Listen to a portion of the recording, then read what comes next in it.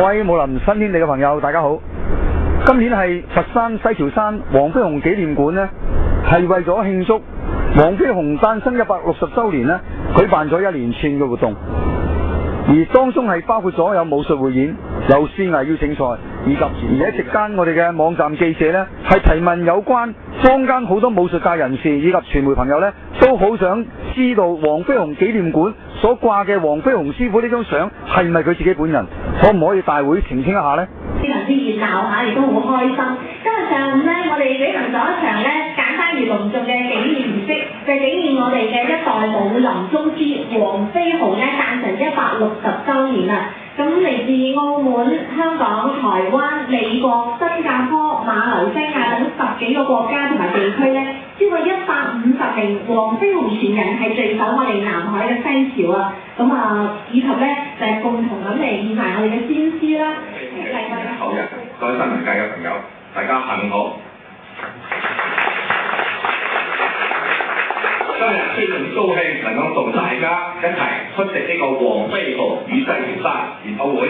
喺呢度，我首先代表南海區旅遊局對大家嘅到嚟表示熱烈嘅歡迎同衷心嘅感謝。飛鴻嘅功夫文化同埋佢嘅文化內涵，以及宣傳西樵山同埋你嘅歷史人文價值，提高南海呢個城市喺海陸空間入，將黃飛鴻嘅功夫進一步傳承，將黃飛鴻一代宗師嘅文化內涵進一步挖掘發揚光大。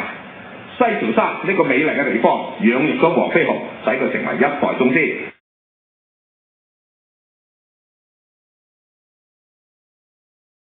我都想係得黃飛鴻師傅咧。我講咧，咁你信嘅喎。唔緊要啊，唔緊要啊，你唔信我都唔緊要啊。好在黃飛鴻仲有個新鮮喺度啊！我講錯咧，咁你就解釋下。嗱，不過可能得罪咗司徒劍主任啊。我先實講啊，我個人好坦白嘅，係咁就講啊。都唔好開第二度啦，因為其實咧呢一張相係黃飛鴻第10個仔黃幹熙嘅相。哦，即係唔係黃飛鴻呢一張相就係有一位人士，當時咧我就係入手係喺一個教育機構做書記啦，即係文書，即係秘書之類咁樣。咁咧嗰日咁個記者上嚟，咁咧就唔知點定啦嚇，就話講到莫貴能需要喊咁就咧，就翳到莫貴能就攞到佢一張相。其實嗰張相咧，真係嗰陣時嚟講嘅手影都唔值，擺喺邊度啊？擺喺莫貴能房裏邊嘅一個大相架嘅一個角落嚟嘅。嗰張相咧係你嘅舅父親自送俾莫貴能擺嘅。後來我要問翻攞咧就攞唔到啦。嗱，而家你網上睇到嗰幾張相係我哋嘅，但係攞唔翻。咁所以咧，有時有啲人士咧係會影響人哋嘅，佢哋唔知嘅。啊，所以咧而家到我要講嘢嘅時候咧，你只有信㗎啦，係嘛？不過你放心，我唔會講大話嘅。嗱，咁呢張相咧就係佢攞咗之後咧都唔緊嘢，咁佢就首先咧就將佢咧就擺咗落嗰啲書嘅內頁嗰度，就話嗱呢個就黃飛鴻啦嘅真相啦咁，我都唔知喎。好啦，到嗰年呢個黃飛鴻館佛山總廟嗰度咧成立啦，咁嗰張相就出咗嚟。咁之前咧就有個聚會嘅，由一位師傅咧就代表晒我哋咧就送俾呢個佛山總廟嘅負責人士啊。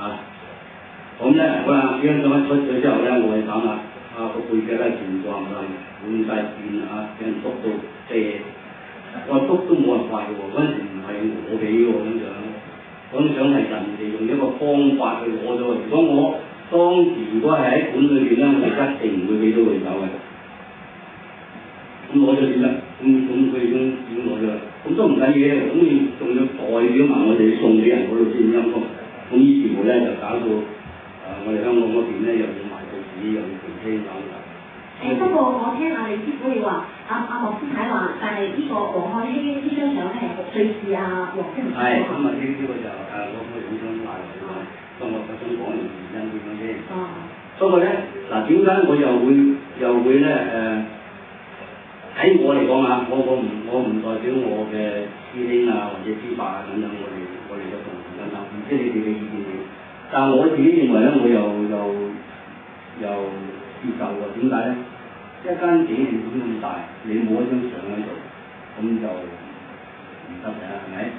咁咧，莫桂蘭喺生前都講過嘅，我哋啲師兄都有條對話都仲講呢一樣嘢，仲講緊嘅其實。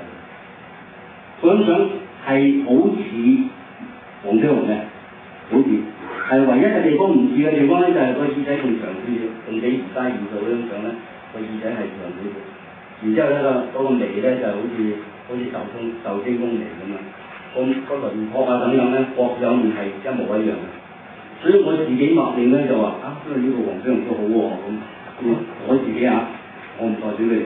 我做緊要澄清呢樣嘢先。你話哇你咧公開場合俾啲認咗咯喎，咁我冇認到我冇認到。我可以即係話當佢係，因為佢自己嘛。邊個講啊？莫桂蘭親自同我哋嗰啲師兄弟講嘅，同我哋啲師叔伯講嘅。